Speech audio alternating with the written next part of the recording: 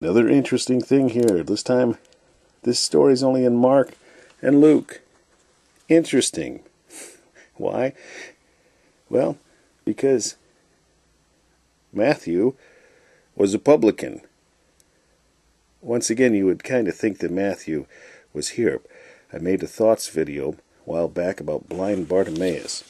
I talked about the fact that Matthew was more than likely present when Jesus healed the two blind men. Then Mark and Luke probably weren't there, but they only recorded one of the guys.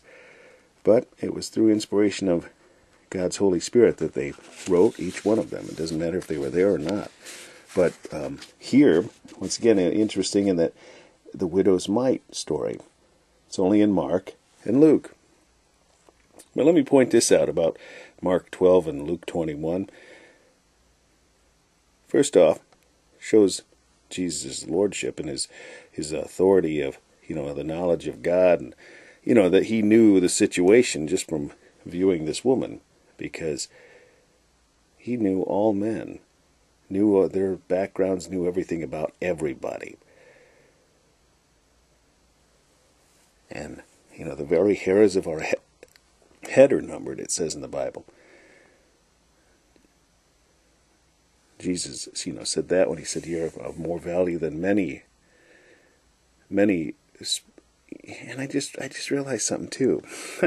2 mites, which make a farthing. It says, "Are not sparrows sold for a farthing?" In the story of his, his eye on the sparrow, his eye is on the sparrow. God, there are 2 sparrows, and one falls to the ground. God knows it.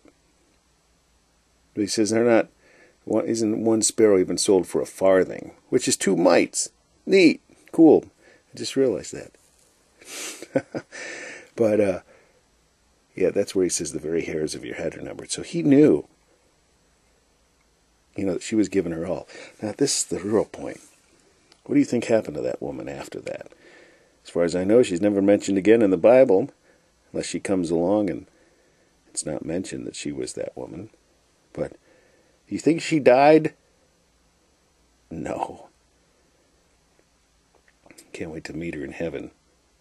Find out how God blessed her after that moment. Television, they pay people money. Like, America's Funniest Home Videos.